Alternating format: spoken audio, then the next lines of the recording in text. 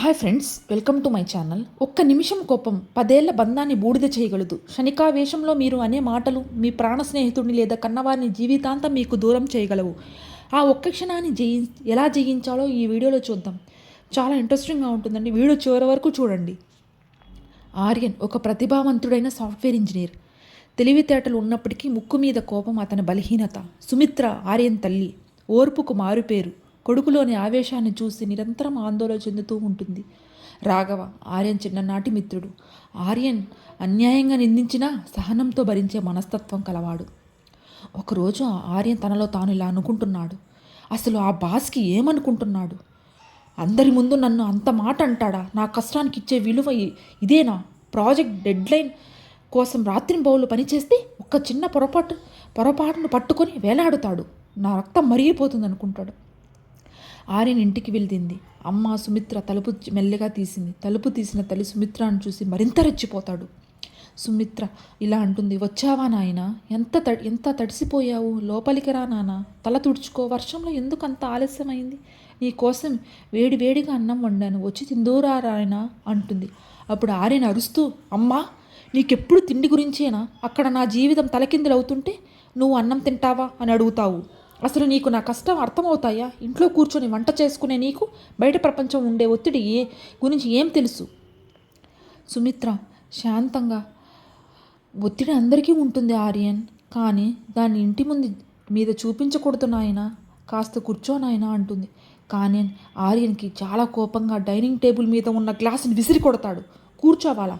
నాకు ప్రశాంతత కావాలి. నన్ను అందరూ విసిగిస్తున్నారు. ఈ ఇల్లు, ఈ మనుషులు ఎవరు నన్ను అర్థం చేసుకోవడం లేదు అని గ్లాసుని విసిరి కొడతాడు. గ్లాసు ముక్కలుగా పగిలి సుమిత్ర కాళ్ళకి తగులుతుంది.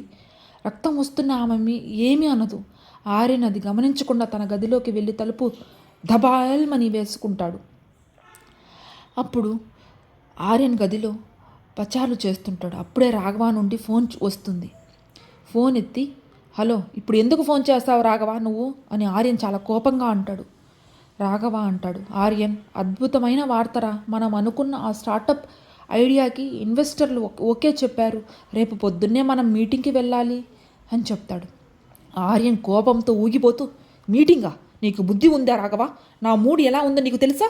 నీ స్వార్థం కోసం నన్ను వాడుకోవాలని చూస్తున్నావా? నా ఆఫీస్ గొడవలే నాకు చాలు, మళ్ళీ నీ స్టార్టప్ ఒకటి. ఇంకెప్పుడు నాకు ఫోన్ చేయకు. మీరంతా నా నాశనాన్ని కోరుకుంటున్నారు అంటాడు. రాఘవ స్తంభించిపోయి, ఆర్యన్, నేను నీ మేలు కోసమే చేశాను.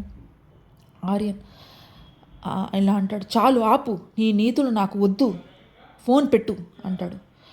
ఇప్పుడు ఆర్యన్ చాలా కోపంగా ఫోన్ విసిరేసి బెడ్ మీద పడుకుంటాడు. కానీ మనసులో అశాంతి, నిద్ర పట్టదు, పశ్చాత్తాపం మరియు జ్ఞానోదయం. మరుసటి రోజు ఉదయం ఆర్యన్ గది నుండి బయటకు వస్తాడు. సుమిత్ర కాలికి కట్టుకొని కూర్చొని ఉంటుంది. రాఘవ పక్కనే ఉన్నాడు. ఆర్యన్ కంగారుగా, అమ్మా నీ కాలికి ఏమైంది? ఎలా దెబ్బ తగిలింది అంటే సుమిత్ర చిన్నగా నవ్వుతూ, ఏమీ లేదు నాయనా, నిన్న రాత్రి చీకట్లో గ్లాసు ముక్కలు తగిలాయి. ఆర్యన్ గుండె చేరువైనట్లు, అంటే నేనే కదా ఆ గ్లాసు విసిరింది?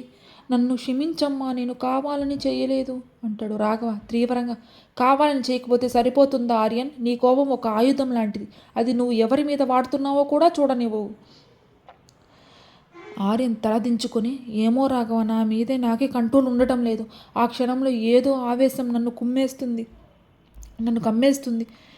అప్పుడు రాఘవ, చూడు ఆర్యన్, కోపం మనిషిని ఎలా మారుస్తుందో ఈరోజు నేను నీకు వివరంగా చెబుతాను విను అంటాడు.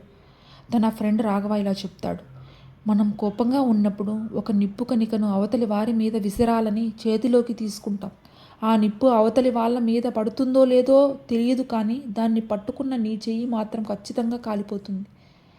నిన్న నువ్వు నన్ను తిట్టావు, అమ్మను బాధ పెట్టావు. దీనివల్ల నీకు ఏం దక్కింది? రాత్రంతా నిద్రలేనితనం, ఈరోజు ఈ పశ్చాత్తాపం. అప్పుడు సుమిత్ర తన తల్లి ఇలా చెప్తుంది ఆర్యన్కి, అవును నాయన, కోపం అనేది ఒక క్షణం పాటు వచ్చే పిచ్చితనం. ఆ పిచ్చిలో నువ్వు మాట్లాడే మాటలు బాణాలు లాంటివి. ఒక్కసారి వదిలితే తిరిగి తీసుకోలేవు. అవి అవతల వారి మనసుకు చేసే గాయం మానడానికి ఏళ్ళు పడుతుంది. ఆర్యన్ కళ్ళల్లో నీళ్ళు వస్తాయి. నేనేం చేయాలమ్మా? రాఘవ అంటాడు. 3 సూత్రాలు గుర్తుపెట్టుకో ఆర్యన్ అని చెప్తాడు. మౌనం. నీకు కోపం వచ్చినప్పుడు ఏమీ మాట్లాడకు, ఒక 10 నిమిషాలు మౌనంగా ఉండు అని చెప్తాడు. ఎక్కడైతే నీకు కోపం వచ్చిందో ఆ చోటు నుండి వెంటనే పక్కకు వెళ్ళిపో. ఇంకొక విషయం, ఈ కోపం వల్ల వచ్చే లాభం ఏంటి అని నిన్ను నువ్వు ప్రశ్నించుకో. సమాధానం ఎప్పుడు సున్నానే వస్తుంది. సుమిత్ర తన తల్లిలా చెప్తుంది. కోపాన్ని జయించిన వాడే అసలైన బలవంతుడు ఆర్యన్. నీ తెలివితేటలు, నీ సంపాదన అన్నీ నీ ప్రశాంతత ముందు చిన్నవే. కోపం నీ వివేకాన్ని దహించి వేస్తుంది. అది నీ కళ్ళకు గంతలు కడుతుంది. అప్పుడు ఆర్యన్ నెమ్మదిగా తల్లి దగ్గరకు వెళ్ళి ఆమె కాళ్ళ మీద తల పెడతాడు. ఈ రోజు నుండి నాలో మార్పు చూస్తారమ్మా. నా కోపాన్ని నా బలహీనతను కాదు, దాన్ని జయించి నా బలంగా మార్చుకుంటాను. రాఘవ, మన స్టార్టప్ గురించి మాట్లాడుకుందాం పదురా. నన్ను క్షమించు మిత్రమా అని మాట్లాడుకొని, ఇదే కదా నాకు కావాల్సింది ఆర్యన్, నువ్వు కూడా మారాలి అని నవ్వుతూ రాఘవ చెప్తాడు. ఇందులో కన్క్లూజన్ ఏమిటంటే ఫ్రెండ్స్, కోపం అనేది మనలో ఉండే అగ్నిపర్వతం. అది పేలితే మనల్ని, మన చుట్టూ వారిని కూడా దహించి వేస్తుంది. కానీ అదే మనస్సుని ప్రశాంతంగా ఉంచుకుంటే జీవితం ఒక చల్లని వెన్నెల అవుతుంది. మీ కోపాన్ని అదుపులో ఉంచుకోండి, జీవితాన్ని ఆనందమయం చేసుకోండి. ఫ్రెండ్స్, కోపాన్ని అదుపులో ఉంచుకుంటారు కదా. ఈ కథ విన్న తర్వాత అయినా మీ కోపాన్ని అదుపులో ఉంచుకోవాలని కోరుకుంటున్నాను. సో ఈ కథ మీకు నచ్చితే please subscribe friends. Thank you so much.